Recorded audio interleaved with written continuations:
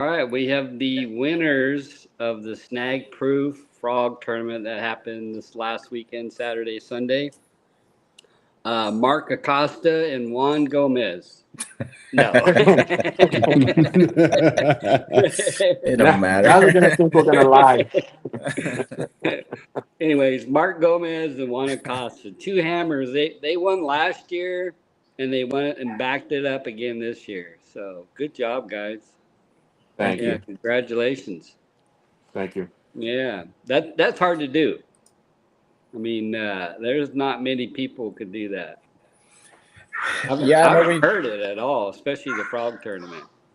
we've been kind of fortunate. I won three of these frog tournaments with Mark. We won a UFC a few years back, and a long time ago, me and my old team partner, we won this tournament back to back, 2007, 2006, 2007, and then we won it again like in 2017.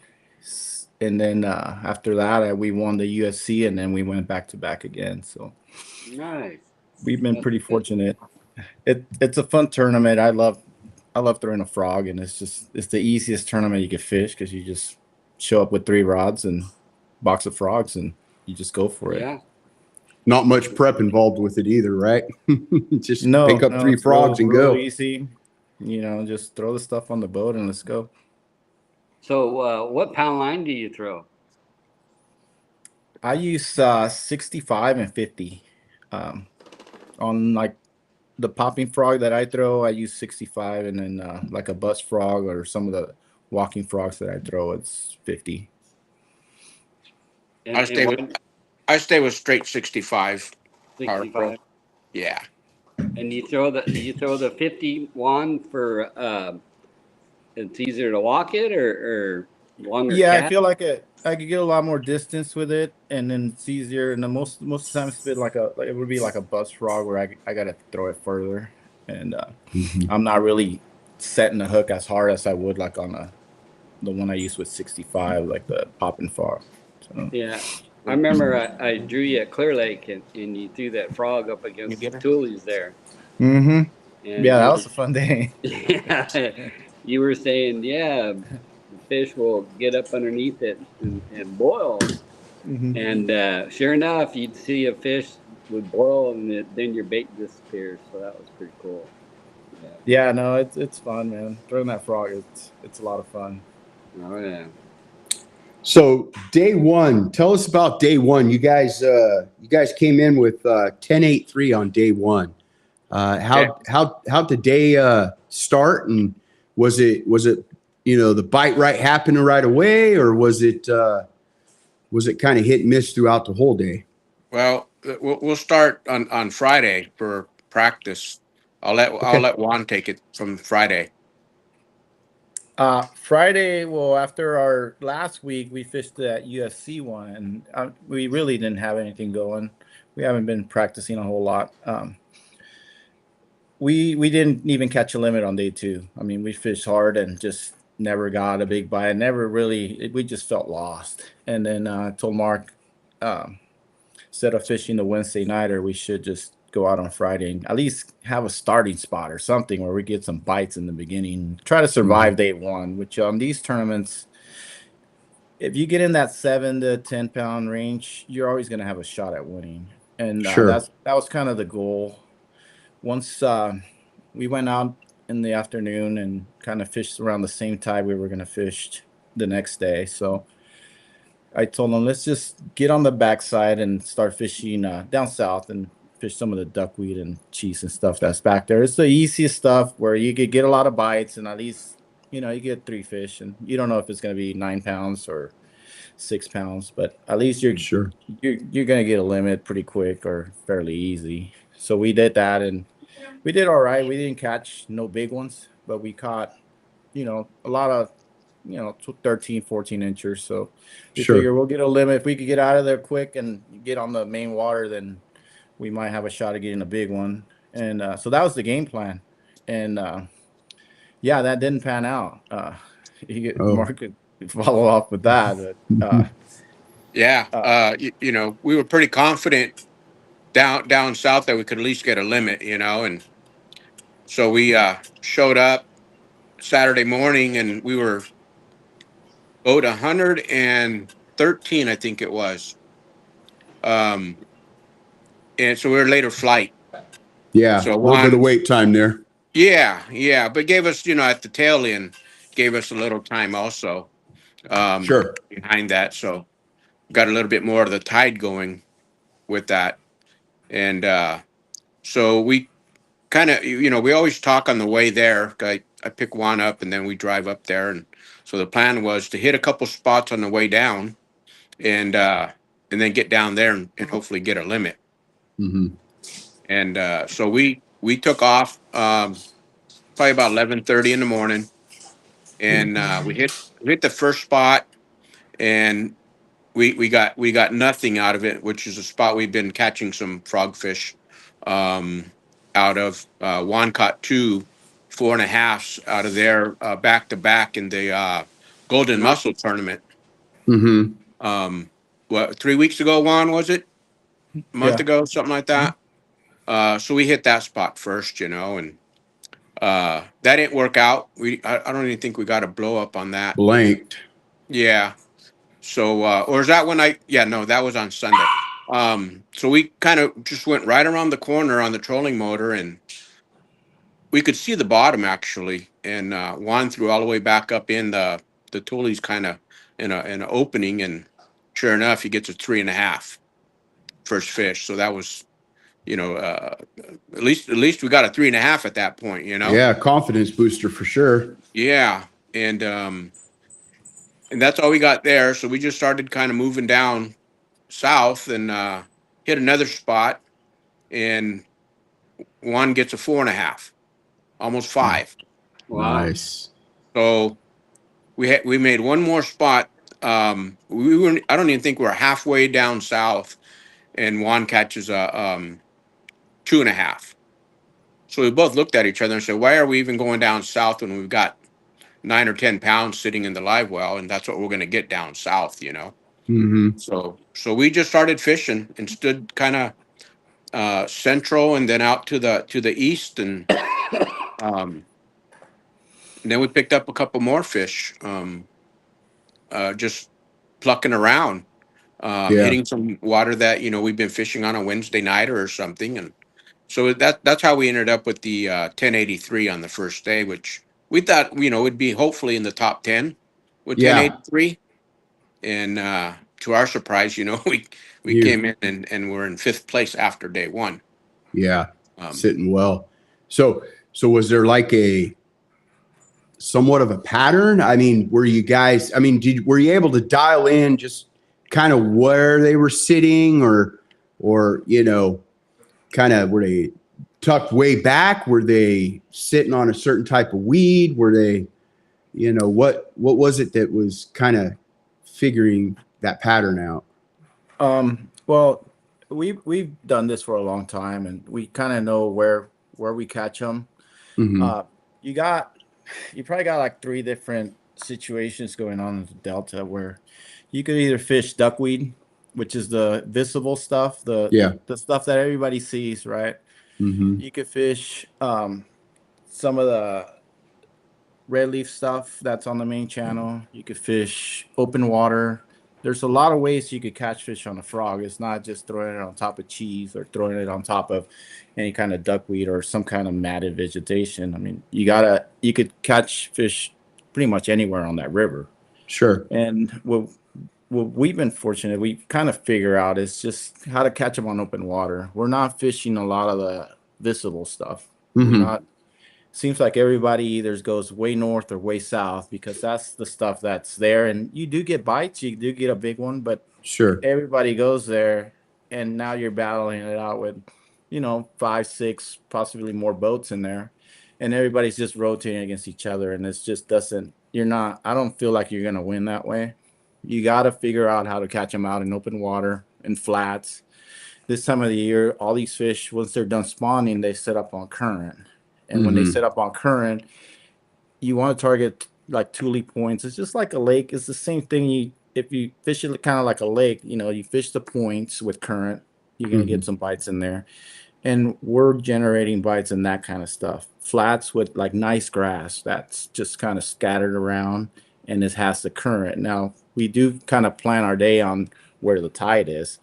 So on day one, that's we were going south, and then I told Mark, maybe let's just hit a spot real quick before we get over there, because the tide looked right and the current was just starting to flow. It was, I believe it was incoming tide the first day. Mm-hmm. And it did. It panned out. We fished the spot. The tide it switched and it was coming in. We caught that 3.5 right away, and that that kind of gives you a little motivation to just keep hitting other stuff, and we did. And, Definitely helps the mental game. yeah, and that changes everything. Once you get one, and then I got that one almost 5. Then that everything else just you scratch everything else and you stick with that, and that's kind of what we do. A lot of these tournaments we've won has been the same way. It's not there's no cheese around. There's no duckweed. It's just nice clean grass and big flats, and it's all open water. So it's We caught plenty of fish on the first day. They were just 2.5 pounders Sure. that wouldn't help us until I think I caught one at 3.5, which gave us the 1083. We kicked out a 2.5 that we had in the box. Yeah. So yeah, we're like Juan says, we're targeting mostly open water, not so much mats. One thing I did figure out on Saturday was, it's no secret we were throwing the fat frog, and we were both popping it first thing in the morning, kind of slow, and I started just kind of walking it back to the boat, and they just started eating it at that point. So that the remainder of the tournament, that's what I would. Juan was popping and throwing the buzz frog and throwing the on day 2 the that hot dog with hooks. yeah, the dog the dog The zoo dog, I believe zoo it's dog. called. Or, Yeah, yeah. So that So working slower. as a team, you figured out you figured out what the cadence they were looking for. Yeah, You kind of were dialed in at that point, and you worked as a team to figure out which one would. So once you kind of figured it out, Mark, Juan, did you kind of change that? Did you change your cadence a little bit or no? I'm stubborn. I catch him a certain way, and I just. But he was getting more bites than I was, and he did catch the biggest fish we brought in. And but no, I feel like I got a certain way I throw a frog, and I stick with it because it's just my confidence is the way I get bit. And we did. I mean, I had the bite, and it just pulled off. Is one of those things. It's frog fishing. Everybody's got the same story. But yeah, on day 2, we go out, and it was the same level in the water sort of the next day, because we had an outgoing tide this time instead of an incoming tide. But when we blasted off, we still had about that same level of water that we had when we blasted off the day before.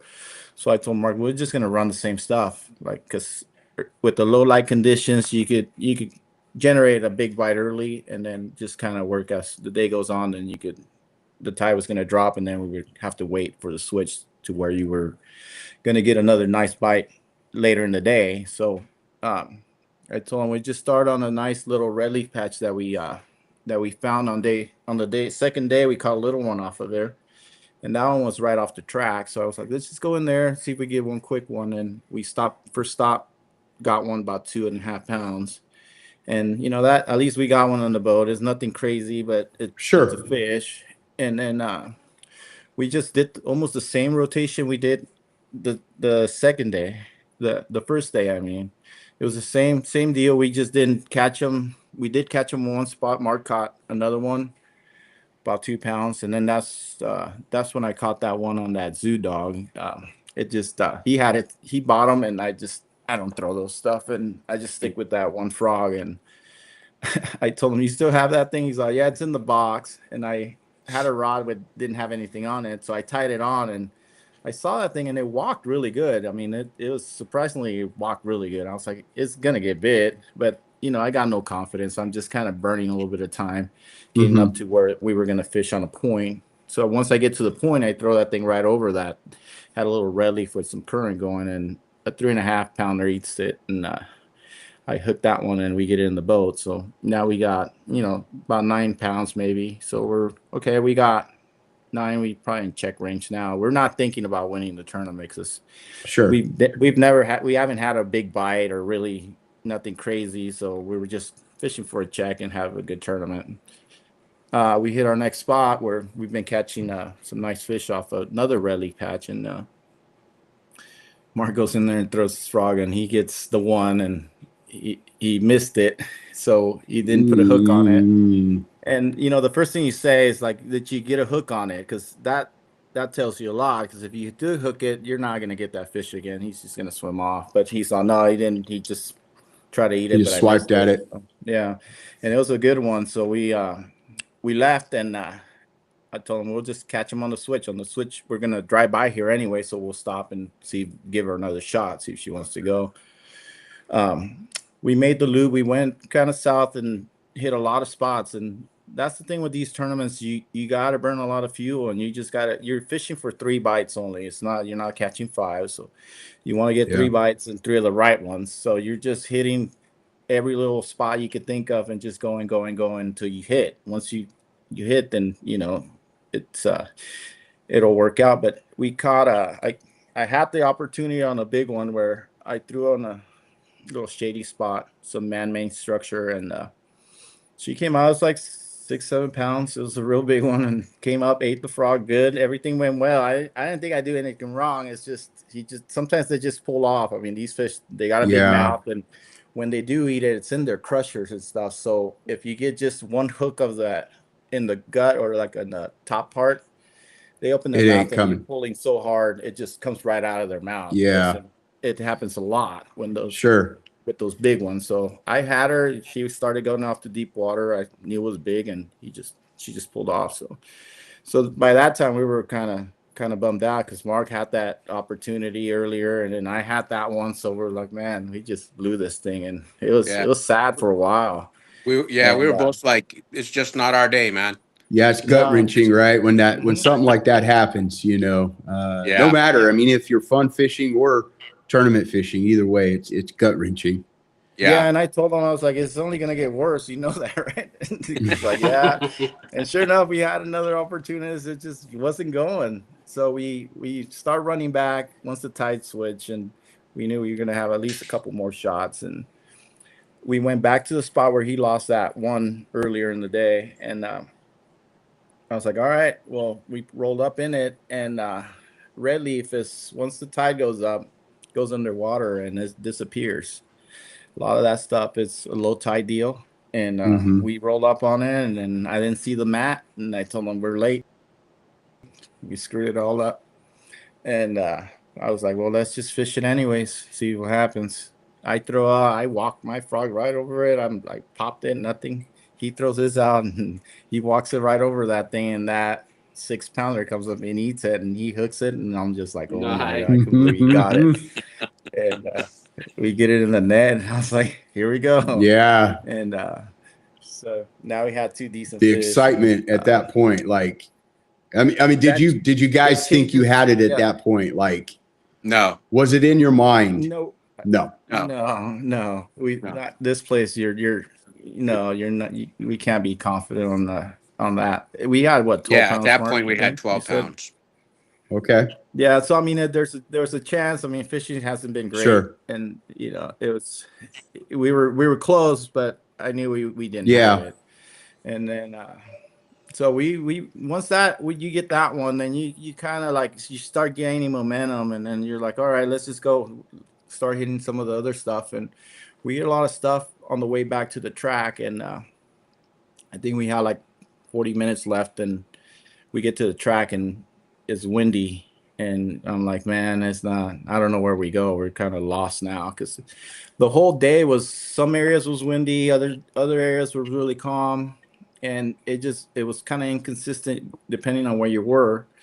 Once we got to the track, it was real windy, so we just went off to the side and went like kind of towards Sand Mound, kind of get hunkered up and one of those islands down Mhm. there, and it's one of the spots I fished years ago. And I told him, let's just go try it. I haven't been there in forever, and we go in there, and he gets a bite on some. Had a little bit of duckweed in there, and he gets a bite and loses it, misses it, and then throws back and hooks it and comes off. And I was just like, yeah, it looked like a decent one. And as I'm like talking to him and this and that, I get bit, and it's a 4.5 pounder, and I set the hook and I get that one in the boat. And after that went in the boat, I think it was like, all right, now we're at 14 pounds. So Now you had a okay, solid chance. now they got to catch Yeah. him. Yeah, now these guys have to catch him, and we have a really good shot. So, and that was pretty much the tournament. Nice. So the current on the points and stuff like that, when you set your boat up, you get downstream and cast upstream and work it to the fish, or how? Yeah, well, boat position is like really important. I mean, I try to just stop before, put my trolling motor down, kind of nice and quiet. I'm not slamming Right. it, and then I'll sneak up into it. I'm not getting right on it and throwing the trolling motor down and just throw my frog out there. That's not the way it Right. works. I slow down. You got to be kind of somewhat stealthy. Maybe start before and work your way towards the mat. A lot of these mats, especially these red leaf mats, they're the size of a table. It could be the size of, I don't know, like a 2 feet or just a little Mhm. bit, or it could be a really nice pancake one, or it could be a massive one. Depends. It seems like the smaller ones are the better Mhm. Right. ones, and there's not there's nothing to it. It's all open. So whenever your frog line's on top of it, they see it, Right. and when they're there and they're ready to eat, they'll eat it. When they're messing around with it, you'll see them. They'll splash out, and you won't hook them, or they'll grab the tails and stuff. But yeah, boat positioning, you got to learn how to like set up on these mats, and we've been pretty good at it. And then the mat will tell you which way the current's going and stuff because it's the way the leaves lay down, Mhm. right? So if the leaves lay down this way, I'm coming way out, and then I'm going around, and then I'm coming right here. And the reason I do that, I don't want to throw this way if the current's going this way, because once I throw over this way, I got a big loop on my Right. line, and I'm trying to make the longest cast I could make on these things. I'm not getting really close. So the further away I could get from them, the better. So if you got all of this and you're making a long cast and the fish comes out, because it doesn't matter, they'll bite it this Sure. way. It doesn't have to be this way. But But you got to when reel they in bite it so and set the fast to hook, grab now you got all slack. this slack to pick up, and you're not gonna catch this one. She's just gonna swim off, and you're gonna lose her. So I go this way. Now my line's straight with the current, so I'm like this. So when they bite and they eat I lift my rod up and I'm tight Sure. within the second, and you're never gonna miss that fish. At least you're gonna get a really good hook set Yeah. on there. So I mean that's a tip. I mean that's It's a really great tip. important. Where Then Yeah. what about the cheese? Did you get anything out of the cheese? I haven't caught a fish on cheese since '95, John. Just kidding. That That's not the deal. I don't think it's the deal anymore. right. I can't I remember the agree. last time I caught a fish off of cheese. It's all been duckweed. It's been like a really good. Mhm. If you can find duckweed in the right areas, and depending on the tide and you got enough water, they're a lot easier to catch on duckweed. I mean, it's like I said, everybody likes to fish that stuff because it's visible and stuff, and you catch a lot of fish on it, and you get big ones in there if you find it in the right Right. island, right Right. spot. All those fish are gonna go underneath that stuff. But cheese, I haven't caught anything in a while on that. Yeah. The other thing I want to make a point of for team fishing, and Juan and I do it fairly well, is Juan, no matter what boat we're in, Juan's always in the front, and I'm in the back. I think I'm stronger out of the back of the boat, and I think Juan is stronger out of the front of the boat. But when, like Juan says, you pull up to a mat or a red leaf, and he'll say, "Mark, I'm going to go to the right. I'm going to go to the left, whichever way the boat's positioned." And so we're already communicating on what we're going to do instead of just pulling up there and, here we go throwing frogs or lures across each other, on each other, whatever, because you want to, work the mat or the red leaf or area um, stealthy as well. Sure. If Juan throws up on the mat and I throw right next to him, he could have had one coming to get it, and I just spooked it. Yeah, you Yeah. just distracted the fish. Exactly. You just don't want, when you pull up, you don't Sure. want this to happen, or pow, or they both land on the same. You Yeah. blow the whole thing out. If it's not big enough, then it may be just a 3-cast deal. Then one guy should hit it. But if it's a big enough mat, then I'll be like, okay, I always try to start on the outside of it, working my way out, just to get, if there's multiple ones. I like getting that quick one on the edge, and I'm not disturbing the mat. And then Mark's already in the bottom part of it, and then now we start getting in the middle. But a lot of these, like especially those red leaf mats, I mean, you have to be real patient because they're in there. Like they like that kind of stuff, especially this time of the Will you year. plug it in for me, please? And there's times where we fish and we throw and we throw and nothing, and then we'll reposition or maybe do a different angle, and then a sudden like one comes up. So like he was been looking at our frogs for a while, and he didn't want to eat it until either Yeah. we turned the boat or we came back. He just liked the or we direction were you're coming from at fishing a that lot point. slower.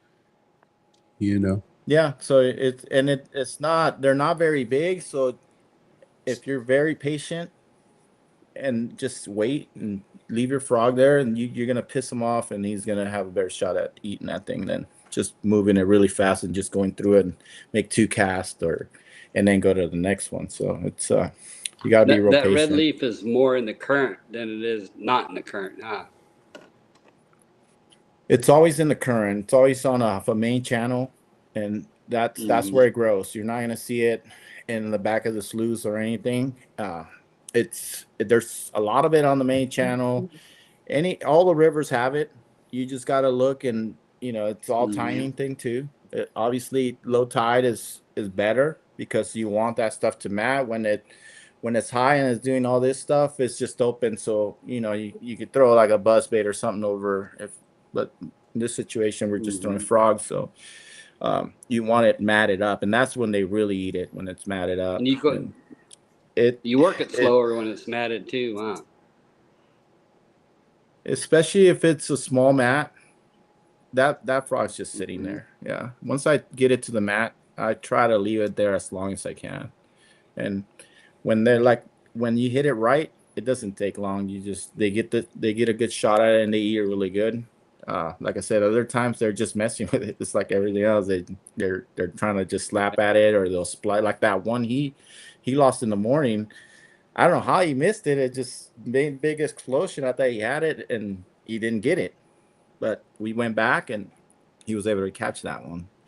But we've won a lot of these tournaments on that kind of stuff, and it gets overlooked. A lot of people know about it. I mean, but you got to know how to fish it, and when you find the right ones, there's a lot of it. You got to drive around, and, until you find the right ones in the right spots where, those big ones are going to move up in there. Yeah, I had found one patch. Well, actually, there was 3 patches, but there was this one on the old river, super fast current, and you had to hit it when the tide was out and it was laid over.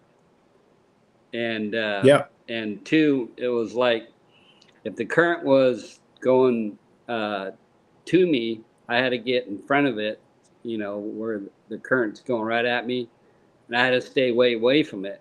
And there was some milfoil around it, and anyways, if I touched my trolling motor to the milfoil, then I blew the hole out.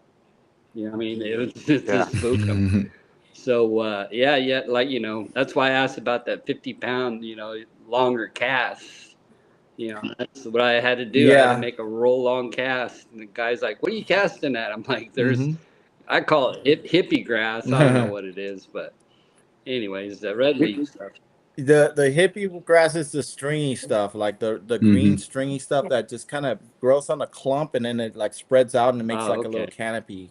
and that stuff's good. Like if you could find that stuff, you could. It's also Right. a current plant that it likes to grow with when you Mhm. got a lot of flow, and that's really good too if you could find it in the right area. Yeah, So not this tournament, but you make a good point, John, about long cast. We fish a lot of shallow water, and Juan has taught me that the further you can get your bait away from the boat, the more bites you are going to get. That's Oh, that's yeah. something that we do quite often, actually. 'Cause you're bumping your trolling motor, and you're not going to get anything so close to the boat as of really making them long cast. Oh yeah, Yeah. you start plowing through the weeds. All those fish are like, oh, bass boat.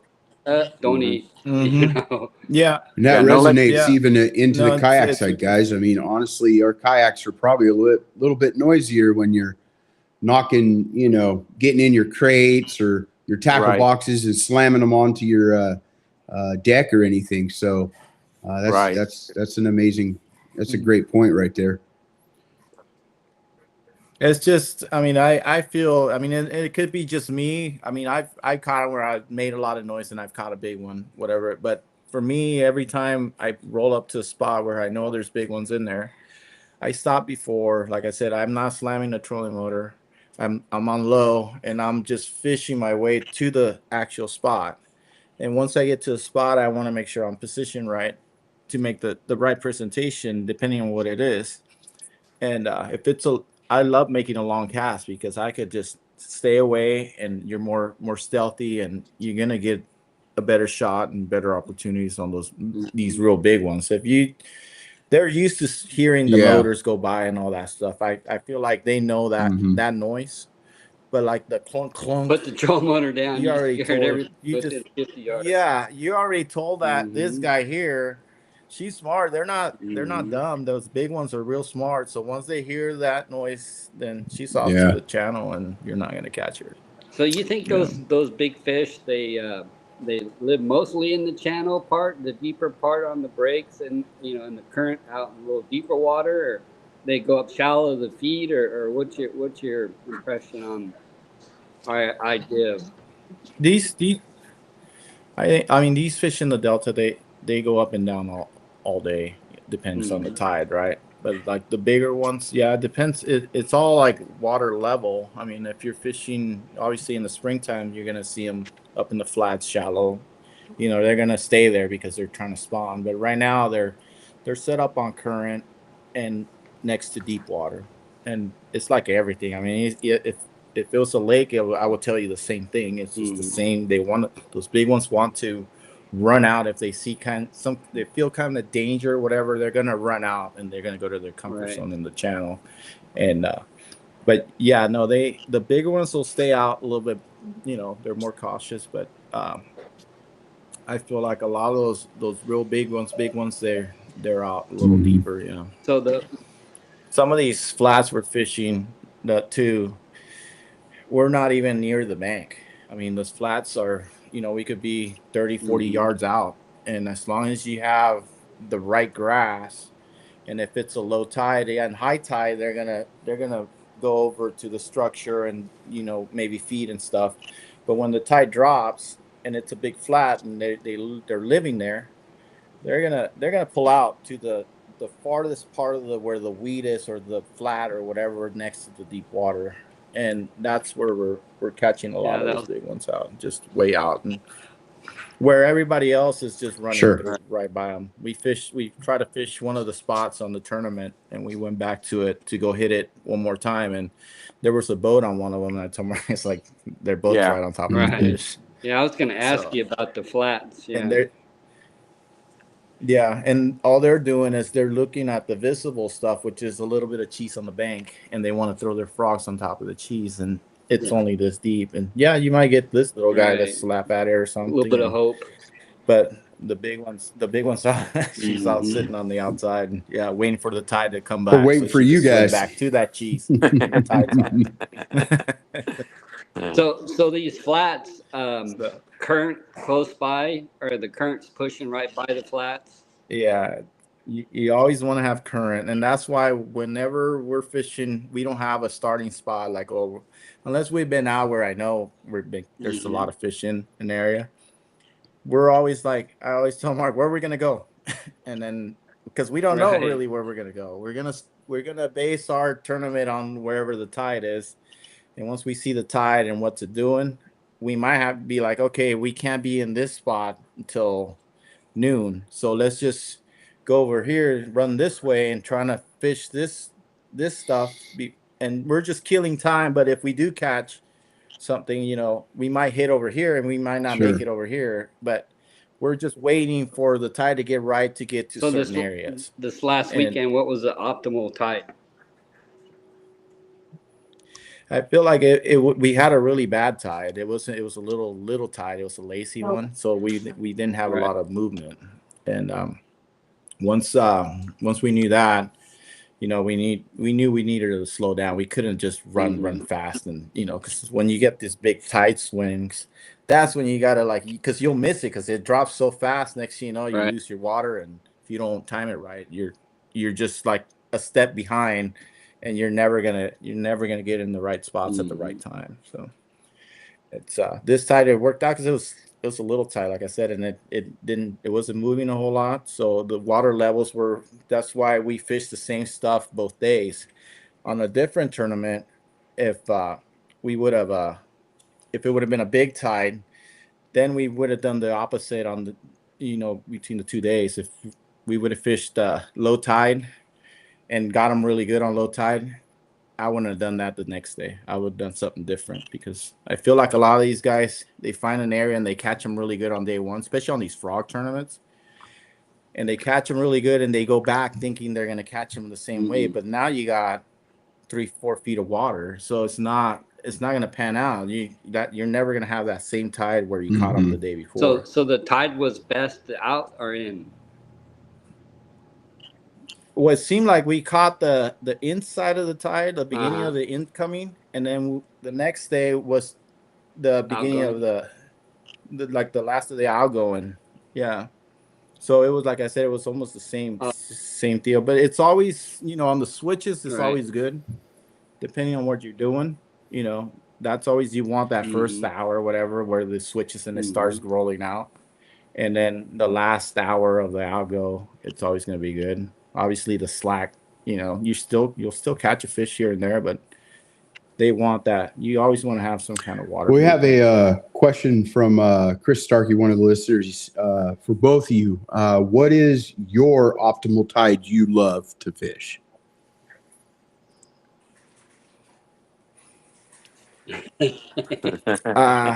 For me, I don't know.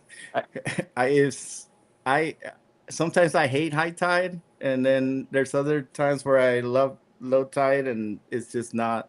It depends on where we're fishing. Is basically what it is. Yeah, if we got an area where there's a bunch of fish where we need a high tide, that's gonna be my favorite. It changes throughout the year. And I think it's important to keep in mind some areas are better at high tide and some areas are better at low tide. Yeah. So when Juan and I are together, we're checking the tide and then making decisions based on what the tide is doing. So Okay. it could be a low tide, but now we're going to go to an area that we do good at low tide. Or if it's high tide, we're going to go to an area that we do good at high tide. Mm-hmm. So it's I think we lost one, but he Yeah, I got him. What happened? I didn't touch anything. Oh boy. So it one tide better than the other. I think the way we approach it is whatever the tide is, then we go to an area. Mm-hmm. Am I right, Juan? Yeah, I mean, it fits punch bite. Obviously, you kind of want to see that. I can't tell you want a low tide or high tide because on low tide, if you're punching grass, you kind of want the matted grass, right, to punch. But then if it's primrose and mats, like floating mats, you kind of want a little bit more higher water because those fish will get underneath that stuff. And in low tide, it might be too low where they're out on the side until the tide comes up and then they roll up underneath the the floating vegetation. But if it's matted on low tide, then you could punch. So it all depends on time of the year. Like I said, I can't. Yeah, I don't have a favorite situational. tide. Situational. I feel like as long as you got moving water, you're gonna be good. If it's Yeah. slacked and you know it's not happening, it's not. You're not gonna get bit. You're not gonna get the right fish. But if you got moving water, you see birds diving, you see bait flickering, it's happening. Like you, and Sure. it does. There is a window in this place. I don't know when it is, but it feels like we kind of hit it at some point throughout the day. But the life tells you what's going on. Like you see the bluegills, you see the bait flickering, you see one bust on top. That's when it's starting to happen, and you better be ready. And that's a good point there, because if you're not paying attention to your surroundings, you're gonna miss all that stuff. But there's times where you just know it's not happening. Yeah, the gut feeling. Got to Yeah. listen to it. Yeah, that's important also. One, we'll be going along, and one we would say, "What do you think, Mark? What do you think we ought to do?" And I don't know of any person that is better at a gut feeling than Juan Acosta. And I always tell you that, right, Juan? What's your gut say? Let's do it. I just leave it up to Juan to make that decision, and it's a lot of times it's the right decision. Yeah, that gut feeling comes from time on the water too. Absolutely. Yeah, Yeah. you just know I need to do this, and something's telling you need to go do it, and you just listen to it, and it works out every time. It seems like. Yeah. Yeah. Yeah, I'm not touching anything. Yeah. They were trying to get the secret bait from me, Juan. Yeah, don't Yeah. tell them. don't tell them. Was there a secret color of the frog? Was there a certain particular color or? Yeah. Nowadays there's no secrets. It's everybody knows, even on areas and stuff. It's hard to keep a secret for a long time. We've been fortunate. It's all depends on confidence. For me, it's been confidence. If you tell me that you've been catching 12 pounders on a white frog, I'm not going to throw a white frog, because it's just not, I don't have any confidence on it. Yeah, And I can see yeah. you catching one on it, and I still won't have any confidence. Sure. So we throw one color. Actually, I have it right here. And this is the one that's done pretty much all the damage. Just drop this. And that's it. That's all it is. Okay. I still got a little bit of grass in there. Look at that. Take that off. But yeah, that's the one that's won us pretty much all these tournaments, and we have quite a few of them. We put them away after these tournaments, and we don't really use them until these frog tournaments, because you can't get these anymore. This Yeah, one's sure. become real popular now. Hmm. I don't know how much they're going on eBay, but it's all confidence thing. And everybody's got their own confidence frog, and this Sure. is the one we throw. Yeah. And We do catch them on other ones. I'm not gonna throw this on top of cheese or whatever. Mark likes throwing it anyway. He throws it everywhere. But I got another frog that I'll throw like on top of like cheese, or like some of the, like a more of a walking frog. Mm-hmm. But that's the confidence one, and that's the one we always throw. Yeah. yeah, Do and, you and So we there were you go, guys. It's not it's not about always about the colors. It's about your confidence and what you're used to throwing. So yeah, You we ever- we were fortunate last year at the tournament. We were through that same frog, and I have a couple frogs that are so chewed up and tore up, and I've been gluing them and trying to melt them together and all this. And mhm. Bobby Barrett last year said he would send us a couple, and he kept his word, sent them out. So I kept that frog in the garage until this weekend, and that's really the only frog that I had on the deck was one rod and one frog. And like Juan said, I throw it on everything. That's pretty awesome. Yeah, it works. I don't know. I feel like this frog here is just the way we fish. We fish open water. It pushes a lot of water. It's a big profile. It makes a big profile, and it just like makes a big commotion out when it's all nice and calm and has big flats and stuff. And we, like I said, the hookup ratio on these, it's a lot. It's really good. Actually, it's got a really good hook. We've never had any problems. I mean, that big one I hooked, that I didn't do anything wrong. It's just pulled off, and it happens. But most of the time, that thing's down their crushers and just stuck in there, and you don't see it in their mouth. But yeah. Do you guys ever add weight or beads or noise to your frogs? No, that's just straight out of the package. Yeah, I don't touch them. I used to color them up. I'd put chartreuse in the gill plate or I'd put a red dye on the gill plate and a chartreuse underneath the chin. But I didn't. No, I don't do that no more. I just throw them straight out of the package if we got them.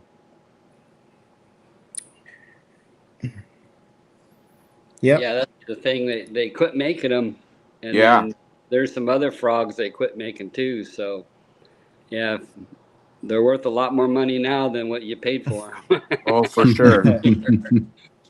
Yeah, they are. No, these things are gold now, and Yeah, you just gotta hang on to them now. yeah, I mean, exactly. I'm sure somebody will bring it back or make it close to what it is. Yeah, maybe they'll make it a limited edition run. Who knows? But it's like everything. I mean, you Call it the Juan you Acosta and Mark Gomes. The stuff you got now, there's stuff not right now that works just as good, and then nobody buys it until like the word gets out, and then everybody Sure. buys it. But I mean, does it really work for everybody? I don't know. I mean, I feel like I said, it's just a confidence thing, and it's worked for us, and we're gonna keep throwing it. Do you ever trim the legs any, or you just keep them same length? Nope. Nope, I had one straight out of the fish. package. I had one fish on the first day, Mark, where Yeah. they were eating it funny. They were just coming up and grabbing the legs and sinking it. When they sink it, they fill up with water, and then it's done. And I had one come up and grab it, and when I set, it ripped the skirts off. So I gotta figure out how to fix one. But I think I got some skirts that match the same thing. But other than that, we don't touch them. Yeah, I years ago I would be bending the hooks out and doing all that crazy stuff, and not no more. I just right out of the package. They work awesome. Mm-hmm. Well, that's some great stuff there, guys. Prior to talking when we got on, you guys have some ABA tournaments. Juan, you're about ready to head out to you said Havasu for one bass? Lake Mead. Or Mead. There you go. Yeah. Sorry about that. Yeah, Yeah, Lake Mead. Yeah, so we're going down there here in about a month. So it'll be I'm waiting on my new boat. I've been boatless for the last 3 months. It feels like more, but it's been hard. Yeah. I ordered a new boat, and it's here now. They're rigging it up. I should get it here next week or so. And I'm excited. So we're gonna break in a new boat. I'll be running a Camus. Oh, So- nice. Yeah, I'll have one up here. I'll be anybody that wants to do like a demo ride or is interested on a Camus, just PM me or anything, and I will be happy to just show it to you and take you for a ride if that's Yeah. something that you guys might be interested on. But yeah, no, I'm all excited, so it's gonna be fun. Yeah. Do you have a pickup date yet, or what, next week? I would say or? next week. Yeah, they're just putting the grass and poles and Yeah. stuff on there, and it should be ready to go. Yeah. So, yeah, it's exciting. So it Yeah. sucks not having a boat because I live so no. close to the Delta. I'm 10 minutes away from the launch ramp, and there's nothing in the garage. And I don't like calling people, hey, take me fishing or this and that, and just Sure. I like Sure. the way I fish is I come home, and if I have a few hours, I hook up and go, and just put in a couple hours here, a couple hours there, and I'm always going when any little chance I get. So Yeah. Later. That's kind of how I feel. I've got a trailer coming out from Texas for my kayak, and I've had my kayak, the new kayak, now for about probably 2.5 months, and it sucks, throwing it in the back of the bed with the T-bone and trying to hand launch that thing. Once I've been used to a trailer for, years now. And, I just can't wait for that trailer to come. Hopefully it should be here by the end of August. I'm hoping. Yeah, no, it's not good when you have to No. wait on stuff. I know. Yeah. So, Johnny, anything else for Juan and Mark? Yeah, congratulations. Good job, man. Yeah. I wish I would have been a little bird flying around watching you guys, but I'm not. But I was gonna ask a question. I forgot. My brain works like that, kind of funny, but It's okay. We still love you. let's see. So are you getting a 21 footer? No, I'm getting the 20. Okay. It's the XS20. It's the one that doesn't have any carpet. It's all padding. Oh, okay, So, nice. Yeah. And I like the 21 footer. I mean, I would love a 21 footer, but it's just it's hard to fit in the garage. And then, when we're fishing, tight stuff and around docks and getting into little cuts and stuff, it's just a smaller. I've always liked that platform, but I mean, I would love to have another foot. It's always nice, but it's I'm not a speed guy, so I'm more comfort than anything else, and just a good fishing platform is what I like. Yeah, I remember the boat ride with you. I was like, man, I could drink a cup of coffee with Juan driving. Yeah, no, like everybody passes me. Did you get the heated seats? I didn't know. No, I don't know. Then Mark will fall asleep. Right? Well, or the urgency to have to take a piss. Right. Usually what happens, right? Especially in the morning after coffee. Yeah. Yeah. So, Yeah, guys. Oh, go ahead. Wait. What are you guys' plans for the rest of the year, next year, for the team tournaments? I mean, we try to fish as much as we can. If it obviously we got family and stuff. If it sometimes it doesn't pan out, but I mean, I know ABA is coming out with the new series, so I'm excited about that. We'll do any Delta team in here as long as we don't have anything going. We're gonna fish it. Mm-hmm. Not a whole lot, other than I'll do one bass again next year. And then maybe cherry pick some of the BAM stuff. And I think Vince runs another circuit too. We might fish. We qualify for his for the TLC this year. That's a top 75, I believe it's called. Mm-hmm. So we'll be fishing, I think, on the Delta in the fall this year. Yeah. Okay. So then, Mark, are you gonna go to Lake Mead? No, I've never been there. I really want to go there, but I got in saltwater, right? So I've been spending a lot of time on the saltwater, and I'm actually heading out Sunday morning and heading down to San Diego to go 5 days of bluefin tuna fishing. Ooh. Yeah, with Joey. Nice. From Stage Stop there. So I'm on a fixed income. You know that, John. You know how that feeling is, right?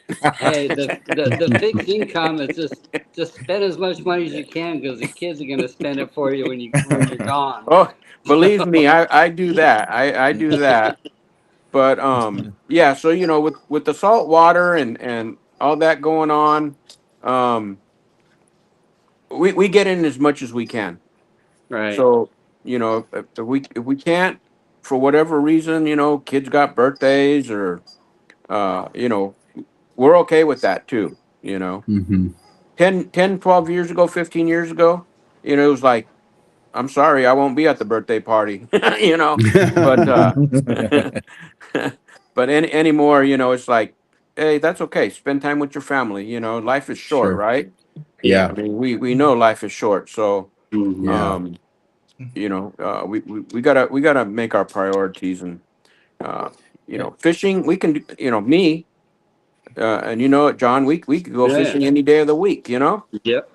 Yeah, I don't know what it's like Not fishing me. during the weekend. Yeah, right. Unless I Yeah. have a Me. tournament, you know. Yeah, there's nobody there. Yeah. All right. Yeah. We're all working. That's why I like winter, fall and winter fishing. Yeah. I just, The boat traffic is horrible. oh, it's a nightmare. So So Juan, when are you gonna retire? I'm there's no plans on me retiring. I got my business going, it's going well. And we got a lot of work, so I've been real busy doing that. And Okay. it's more trying to build that so I could be able to fish, and I'm almost there. I could Okay. actually take a day off, and if I really wanted to go, I could go. So before it was just me working, and now I'm way better off, and it's a lot better. But no, I ain't retiring. No, I need to. I still got a long ways. I mean, the body tells me I'm done, but yeah, Right.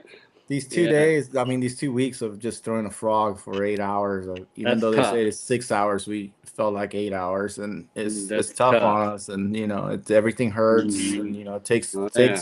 takes a week to kind of recover from that, sure. and yeah, I'm not that young anymore.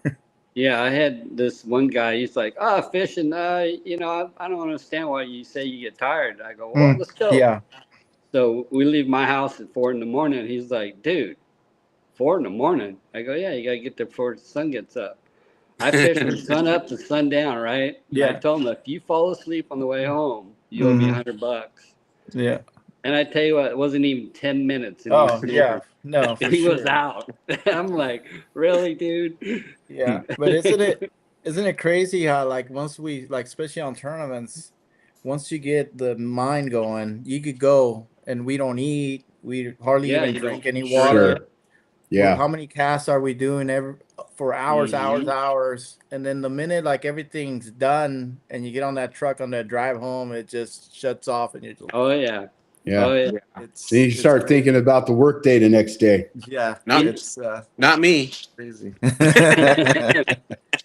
You know what I found out during the summertime? So there's this stuff called liquid IV. Yeah. You guys Yes. heard of that? Yeah, Yes. Put it I in a take that. bottle of water, shake that sucker up, drink it first thing in the morning, and drink 2 or 3 of them during the day. And I always get this headache in the Mhm. summertime, and it's because you're getting dehydrated. Yeah. Yeah. Well, when I started doing that, I wouldn't get the headache anymore. So, Yeah. You got to keep you up know, that potassium, magnesium, yeah, and your salt. Yeah. yeah, That So not that that I'm pushing their product, but as a fisherman, I would he's highly secretly suggest it. sponsored. It works. We yeah. use it. Yeah. Yeah, Yeah. it's I good. I had an episode last year on a Wednesday nighter that Juan actually had to take me to the nearest marina, and the fire department and ambulance never showed up, but the fire Eh, department showed up to check me out, and it was from dehydration. Right. Yeah, Yeah. it was a scary one there because You it was got hot. It was Sure. a hot day, and we go out, we make the run, and everything's good. We start fishing, and I see Mark kind of like, you know, I'm like, "You all right?" He's like, "Yeah, I'm fine." And then we keep fishing, and then he's like, "I think I need to sit down." And then I'm like watching it, and I was like, and then his eyes are closing, and I'm just like, "Hey, are you good?" Like, now I'm getting scared because we're in the right. middle of nowhere. Well, Like, of what course. do you call or whatever? Yep. And I'm just like, okay, well, I'm gonna make the call, and see. We got two marinas, one this way, one this way. Let me make the call because he's not looking good. And so I'm like trying not to panic, and make the call, and it was a mess with trying to get an ambulance to a certain marina because the ones that did come, they had to come from like miles away. It came Right. from And Livermore down to yeah, Rivers Inn. and we Wow. Wow. I'm like, Yeah. I'm flying through the channel trying to get him back to the marina because he's not looking good. I was like, I really don't know what to do once that Sure. happens, because Hmm. you don't expect none of that stuff to happen. No. And once we got back, he kind of got his senses back, and then once the fire department showed up and checked his vitals and stuff, he was good, but it was just dehydration. Yeah.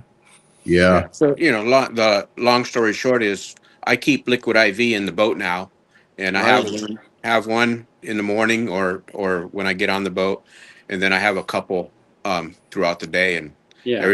everything's been good so far. So knock on Yeah, wood. the heat's nothing to mess with, guys. No. I mean, I've been there. I remember last year I came home from, I think it was a tournament. I came home.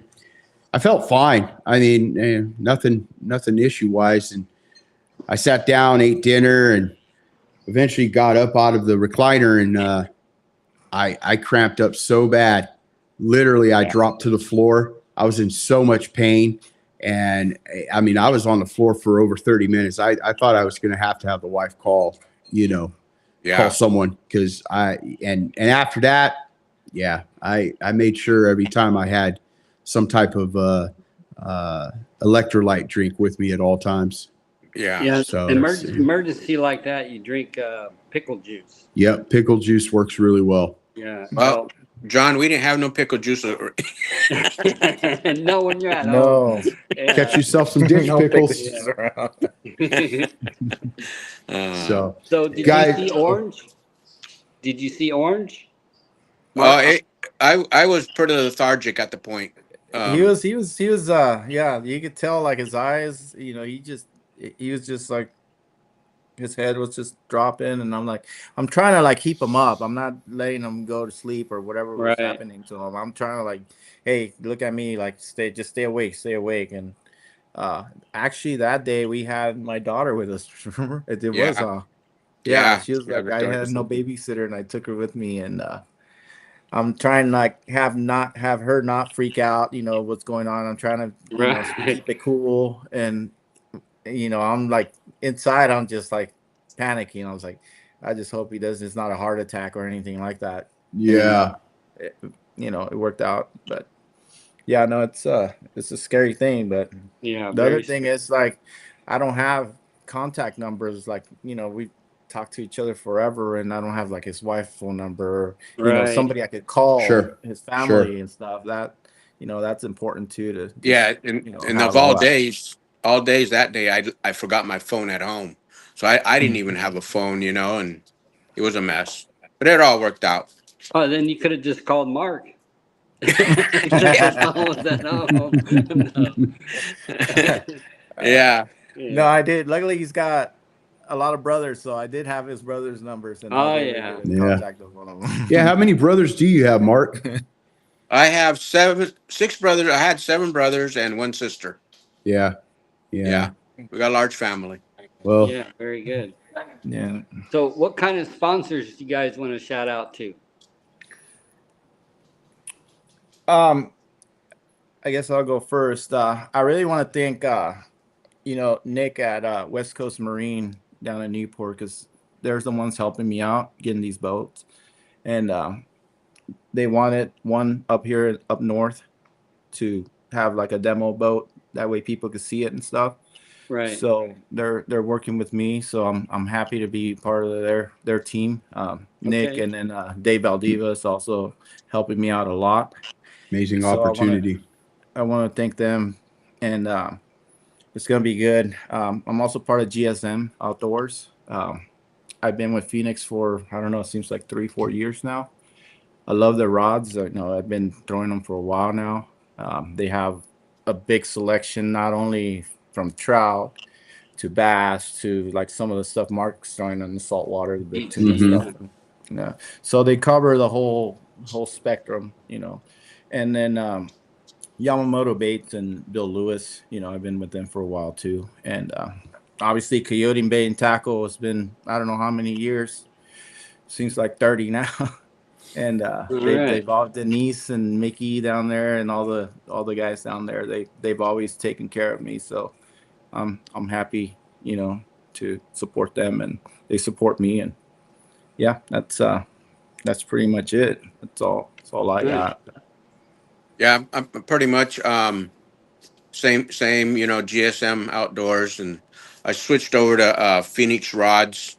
All my saltwater rods are Phoenix, and I had the opportunity to switch over and with Vince Borges and Phoenix rods GSM. I was with St. Croix for like 25 years, and St. Croix builds beautiful, good product. I'd never knock them. They're awesome rods. Just the opportunity that was given, I made that move. And I probably still use a couple St. Croix rods as well. In the arsenal, but CNC Marine, they helped me out. We got new owners down there, Ish Monroe and Oxy. Um, Oh I've been down wow. there a couple Didn't times, and didn't know that. That's pretty awesome. yeah, they've gutted the store. They're starting over. They're gonna have a tackle store and have the boat, sales and service. Really Good for looking them. forward to that. Yeah, absolutely. Yeah. G-Rat Baits, Garrett down there, he takes care of me a lot, and I appreciate that. Stage Stop, I got to put Stage Stop in there because they help me with, not only tackle, but guns and ammo and indoor range, banquet room. Yeah. I've used that banquet and the room and stuff, and Sure. it's awesome place. Yeah. Um, Joey's an amazing guy, I'll tell you. yes, he makes me buy him lunch, but I guess Hey, that's part of the deal. That's cheap. That's cheap. that's cheap. That's cheap. Right? As long as there's I no don't know liquor unless he's involved. taking you somewhere and racking up that liquor bill. No, Yeah. I always go at lunchtime when he can't drink. there you go. But you know, Baits.com is part of GSM, and they help me out there as well.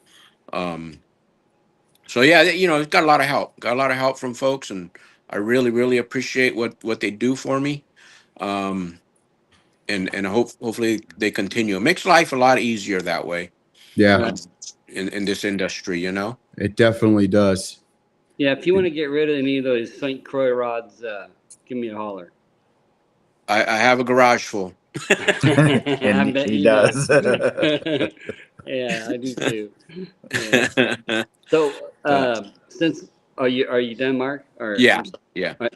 So, what frog rod do you use?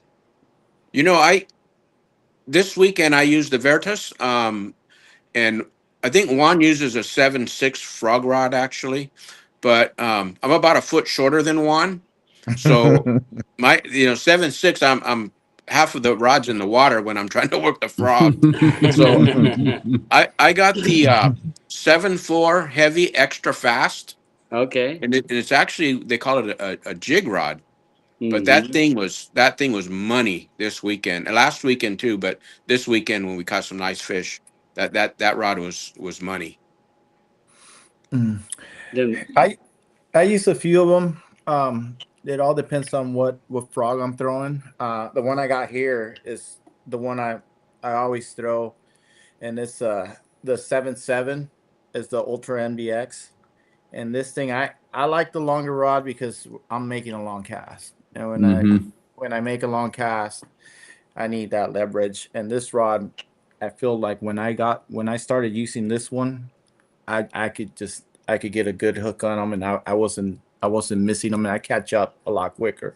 hmm. I do have I'm not sponsored by them, but it's the Daiwa flipping reel. It's the one I use with the big handle.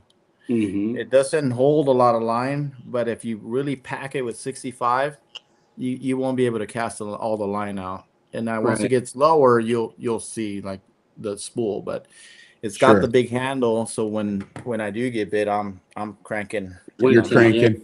I'm just winching, yeah. And that's been a really good setup the last 3 years. Bought one of the new Virtus rods, and I do have that one for like mats and stuff. Hmm. And I really like that one too. And then I do use the 7.3. I use either a K2 or like the Feather series. And then M1 makes also a really good 7.3 frog rod. So, and that's more of just to open water walking, just walking the frog and stuff, and kind of more like pitching in little pockets and stuff. And Sure. this I use more for bombing out and making the long cast. Yeah. Shane, you got some sponsors you want to mention? Yeah, guys, really thank you very much to Headwaters Adventure Company for giving us this opportunity and platform to put this podcast on. And, if any of you guys need kayaks or anything, we've got the Rancho Cordova store and the Redding store. And obviously, myself with the Jackson kayak, if you guys want to, do a test ride on a Jackson NAR, that opportunity is there. Just hit me up. Also, we got BioInno. If you guys want a 20-year warranty battery, I'll tell you what, BioInno, use the code 10, get 10% off your purchase there. And then also First Gen Fishing, make some amazing baits, some great buzz baits, chatter baits, you name it, we've got it. And they have a code for us too. It's Anglers RX10, and that'll get you 10% off your purchase through First Gen Fishing. So outside of that, Johnny, anything else? I think that you got it covered there. I appreciate you two getting Yeah. tonight. Thank you for taking time out of your evening on a short notice this morning. There's one more other important fact that I want to share is we have a really tight a group of folks, and I say group because there's about 3 or 4 folks that we share with, and that's very important that you have someone that you can share and trust, and then gain information as well when you're going out or been out. Hunter Slander and Vince Bernal are good source of information, and we use them, they use us. So yeah, they're excellent fishermen too. Yeah, those guys are. Yes. Mm-hmm. Yeah, it's the same for us. It's the same for us. And we've got, everybody I seem to know has their little, go-to people that they can trust on, Yeah. Johnny's one of them. James Croco's another. And, we all, and I'm sure you guys, when you guys go places, you travel amongst, Yeah, that's what I was gonna say. It's not just fishing. We're really good friends, so we all stay together. And the trips, when it's a tournament, we all stay together, and that's the best part I like. I know, me too. We're going out to eat, or Mark's cooking, and we're all having a good old time. And the tournament's not important. It's just getting to hang out with everybody and stuff. That's a cool thing. Yeah, for sure. Hey, Juan, we need to start getting some of the kayak guys in our group, getting with them so we can beat them to the spots. Hey, the token's out there. The invites. Anytime you guys want to go out in a kayak and go fish a tournament, I'm sure we can make something happen. We'd love to see some of the big boat guys. It's easy for us little kayak guys to get on a boat and go fish. In a tournament, but it's a little harder for you boat guys to just jump onto someo's kayak. At my age, I see that and I said, that's too much work. I would pay to see Mark on a kayak. Give him one with the pedal drive only. Hey, just imagine all the skinny water you can get into right there. I'll tell you. Have a fancy trolling motor on there. Yeah. Those trolling motors, by the way, they're 12 volt. You remember back in the day when the 12 volt trolling motor, you would hit the weeds and the thing would just stop. Yeah, it just stopped. Yeah. The 36 volt, it just chews it up, spits it out. Well, we got the 12 volt ones. Yeah, we got the 12 volt ones. So as soon as it chews it up, you pull the trolling motor up and you're laying across the front of the deck. You're hoping you don't fall in. Hope you don't fall in or pull all the weeds off of it, stick it back in there, and it does it again. Yeah. I'd be pushing that thing up in the tulies and walking away. Trust me, I tried to get on the bank on the Delta because I was going to switch my battery over, and not that easy. Yeah. No, you got a lot of rocks and stuff. Yeah, all the rocks, and then if you go to a Tule berm, you bury yourself. Oh my gosh! I took one step and I was down to my hip.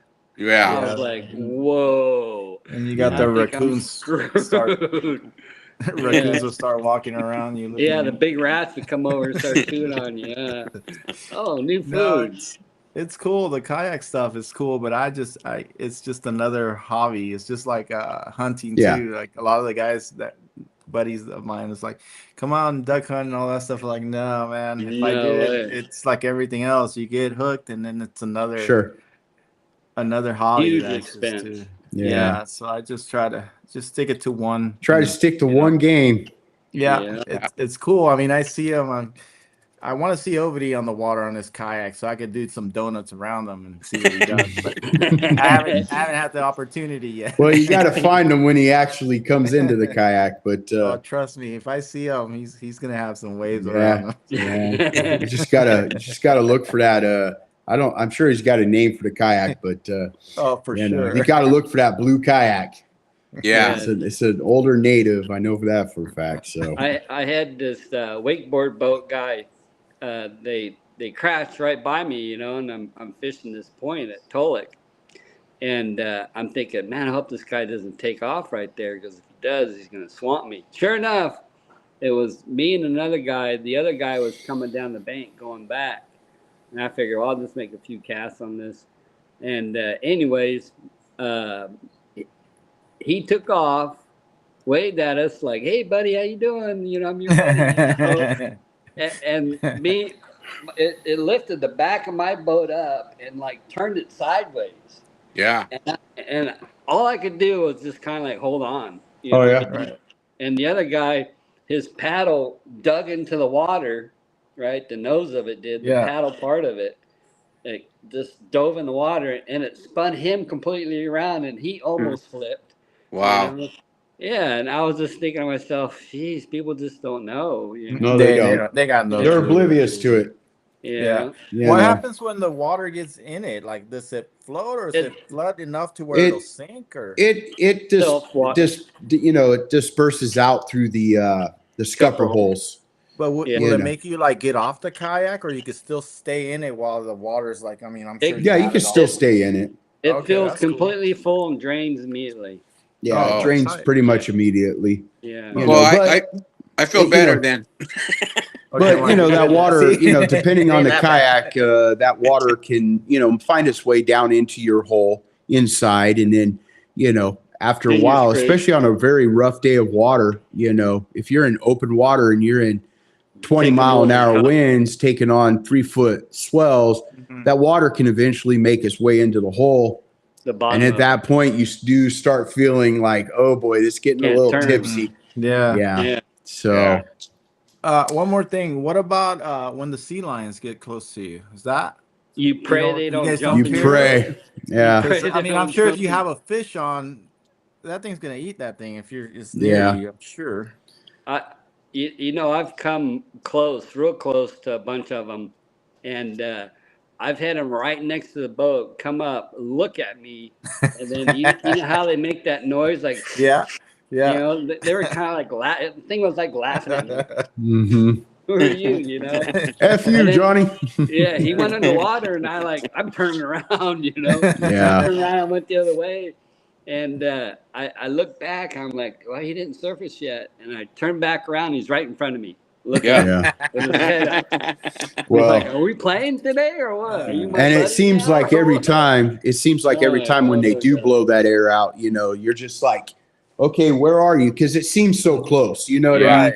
But Yeah. they are still Right a at distance water away. level. Yeah. No. Yeah. I'm So. good. Yeah, when the stripers come in, they come in too. So that's Yeah. when it's the most dangerous. You just, it's like a bass boat. You could be fishing along, and next thing you know, you got one. Yeah. standing, I mean, I jumping don't the think boat.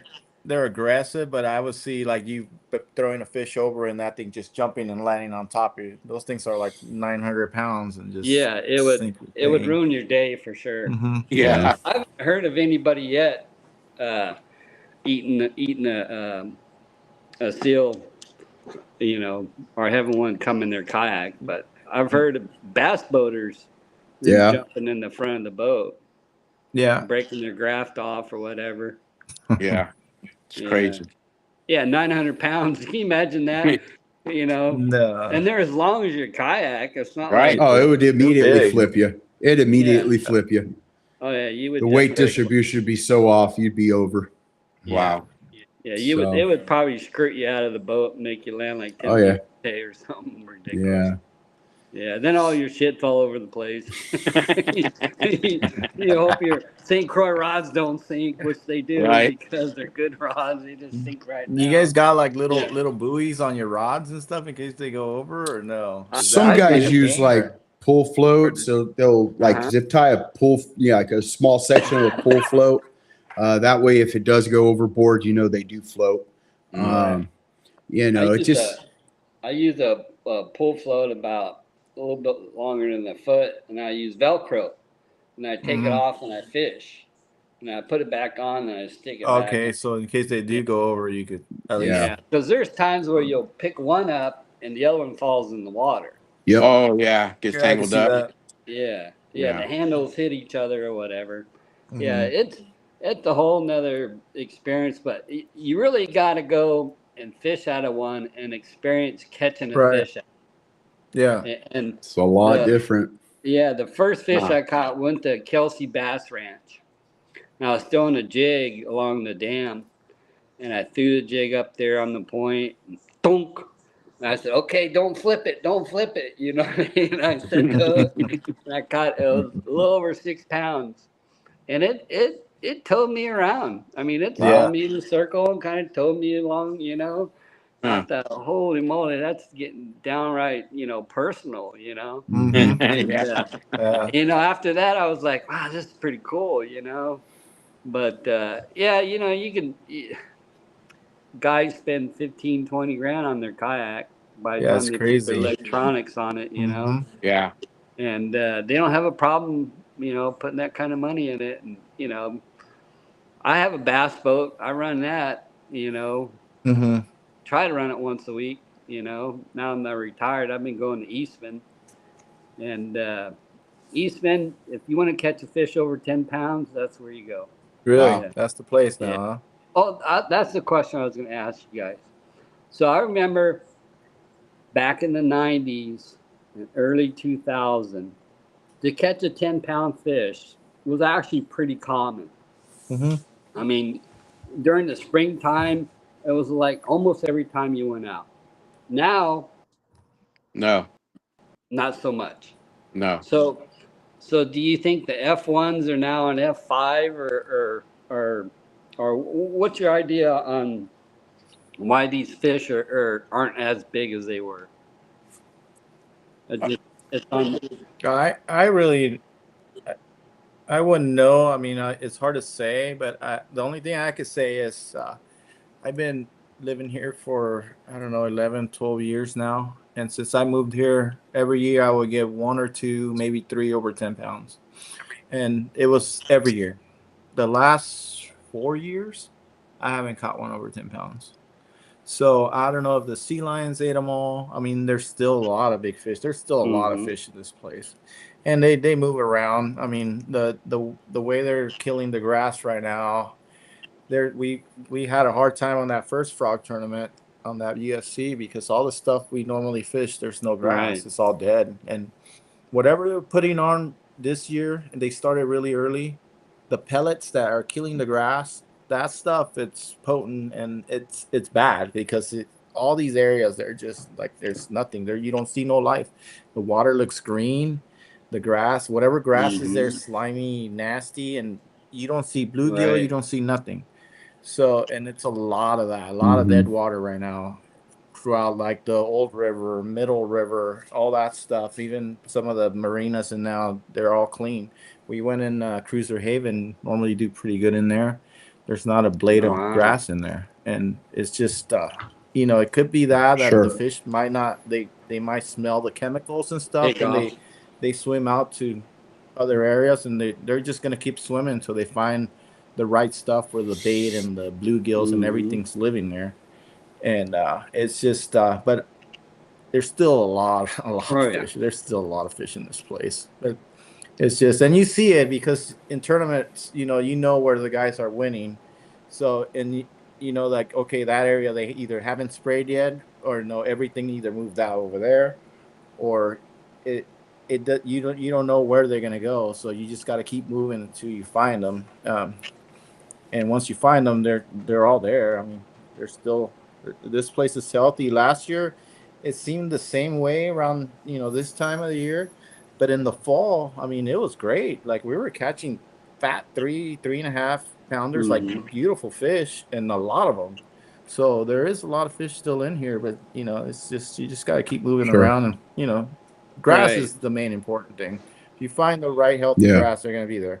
But when they kill that stuff and they putting whatever they're putting in the water, it's even the sea lions. We didn't see a lot of sea lions at all until we finally found them, like 5 of them on the docks leaking down Yeah. there last week. Yeah.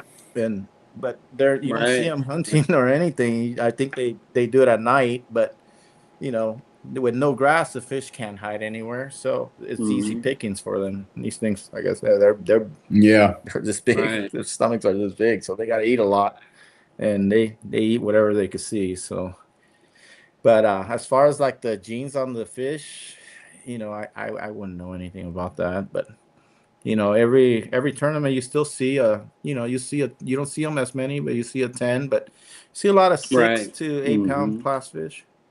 You know, and that's a Right. good sign. Yeah. You know, and so.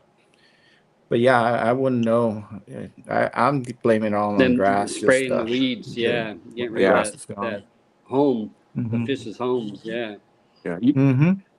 Yeah, that's all there is. It's in the springtime. The springtime, the grass looked really good, but I think they started right when they started spawning, and whatever they put in those pellets, you just see it. Like when you pull up on an area, all the grass, it looks like a matted canopy, and you think it's all matted grass, like from the Yeah. roots up down, but it's all releases and it's all floating, so the wind Right. pushes it around, but it just all like deteriorates and goes up, and then it eventually it dies, Yeah. and it's done. All those areas Ruined. are all Yeah. Yeah. all You want gone. you want to catch solid Yeah. fish right now? This last couple years, it's Clear Lake. Yeah. Yeah. Clear Yeah. Lake That's a is, oh my whole different gosh. conversation right there. Right. You It is. know. Clear Lake is out of control with big fish. Yeah. Yeah. Actually, Clear Lake, back in the drought, it was hard to catch, or someone Yes. weighing a 10 pounder or Right. bigger. And now they're weighing Mm-hmm. them in all the time. Yeah. You Yeah. don't got if you don't have 30 pounds, you're not even in the money today. Yeah. Nope. Crazy. Yeah. Yeah. Well, gentlemen, thank you so much for your time this evening. We Yeah. do greatly Appreciate you guys appreciate coming it, on. especially with the short notice this morning. And we, Yeah, yeah, no, Yeah. thanks for definitely. And we inviting us. wish you all the best, with the ABA and down at Lake Mead. Juan, we'll be rooting you on, man. Yeah. So, Go do Thanks. the 110-mile run. You can't have information, but I haven't been there since the 90s. But Yeah, yeah. I'm getting a new boat, so that thing's going as far as I want to take it. So You'll I ain't yeah, find worried some about it stuff that now. look familiar. Like the Delta. Yeah, if not, I'll Yeah. have a nice boat ride. It's all good. I remember being there. Roughest water I was ever in. I was in my champion, and anyways, the boat would Mm-hmm. point straight in the air. It felt like it was going to flip over backwards. Yeah. Oh yeah, I've Yeah. experienced it. Yeah, I fished one tournament and I was way up on Overton Arm, and it started to look bad, but it was kind of white capping, and I'm just like, well, I don't know how bad it gets. I've never experienced it, and tell you what, it's the biggest All waves I've right. seen. And yeah, it's the same thing. You Yeah. just plow, like just keep the bow out. That's Yeah. all I wanted to do. Don't let it go down and get Yeah. speared one, because they're Scary big. big. Yeah, it's a challenging lake, but it's like the Delta. I like that kind of fisheries that, there's always some kind of Oh yeah. challenge. Here is the tides and everything. It's never the same. That place, it could be flat calm or it could be windy, and you got to plan and kind of change the Mhm. strategy, as the tournament goes How's on. the So lake level it's there? fun. You know yet, or? I know nothing about it. I Yeah, haven't researched I remember anything. seeing So some uh, YouTube videos of of people walking out to where normally it's 100 feet deep. And anyways, Wow. Mm-hmm. it showed. Yeah, it should be. I mean, it's fishing good, I think, so it should be Oh, good good. fishing. Good luck. So we'll see. Good luck. Yeah. Yeah, thanks. Thanks for All having right, us, guys. gents. Appreciate Oh, it. you're very thanks for welcome. coming on. Appreciate Yeah, thank you. Well, everybody, you all have a good rest of the week. Everyone fishing the BAM Delta event this next weekend. Best of luck to all of you. Johnny, I know you'll be out there. I wish I Yeah. could be, but you all have a good time and be safe on the water. I mean, hopefully that weekend traffic's not too bad for you guys. So, Thank you. but Thanks. anyways, yeah. Don't forget your frogs. Anyways, peace out, y'all. Enjoy, and we'll see you next week. I think we will have Pua for his Tolik win next week. So Nice. So anyways, guys, have a good night. Thank you.